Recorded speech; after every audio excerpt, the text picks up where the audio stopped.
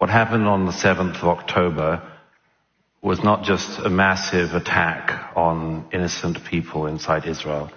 It was the equivalent to about 6,000 Canadians being massacred and burned in their homes in one day. It's the equivalent of about 1,500 of your fellow Canadians being taken hostage. You know, you would have thought after an attack like the one that Hamas instigated, that started this terrible war, you would have thought that there would be some sympathy for the world, from the world. You might have thought the world would pay attention to the attack and at least pay attention to the people behind it. You might have expected, like me, that there might have been a worldwide opposition to the terrorists and rapists and murderers of Hamas. You might have thought there would be hatred around the world erupting at the government of Qatar and its mouthpiece, Al Jazeera, its funding of Hamas and its hosting of the leadership of Hamas in Qatar. You might have thought there'd have been an outpouring of rage at the Islamic Revolutionary Government in Tehran, but no.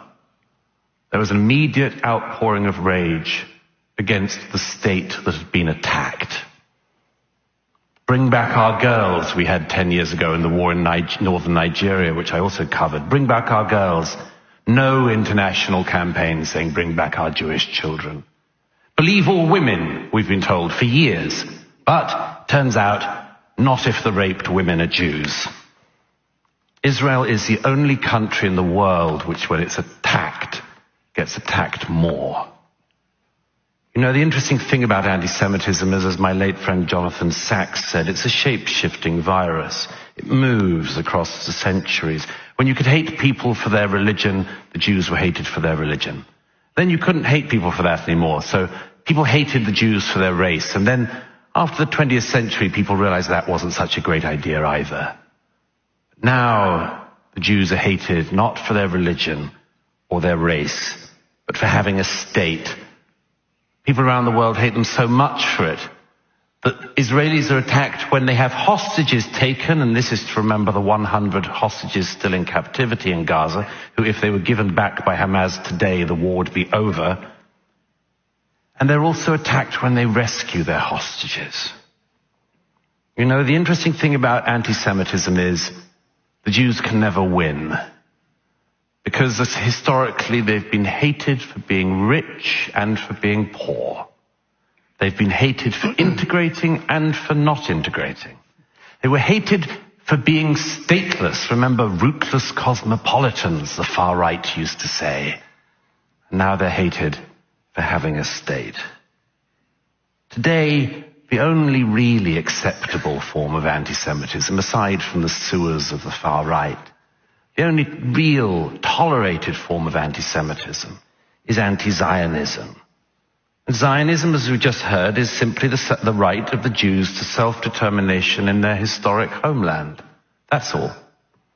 Anti-Semitism, as we've also just heard, is double standards against Jewish people, or cruel and unfair treatment of people because they're Jews. This isn't very far away from home here. If this isn't anti-Semitism, can the audience here tell me why the following things have happened since October the 7th? Why in a Montreal suburb a synagogue should be firebombed, as happened in November? Why there should have been gunshots against the yeshiva? Why in Toronto a bookstore owned by a Jew should be attacked? Why a Molotov cocktail was thrown through a Jewish community center in Montreal? Why a Toronto Jewish deli in North York was firebombed? Why in Toronto the Orthodox synagogue was vandalized? Why in Toronto 2 men opened fire the other week on a Jewish girls' school? If it isn't anti-Semitism, tell me why just a week ago pro-Hamas protesters tried to go through Jewish areas in this city shouting not just Allahu Akbar, but, and I quote, sorry for the language, fucking filthy fucking Zionist pigs, dirty Zionist rats. Have you heard that language before? The Jews have. Now look, if you are interested in this motion, just bear this in mind. It's not about Netanyahu, it's not about this war, it's about double standards, and one question hovers over it above all, the question of who would protect the Jews. Who would you trust to protect them?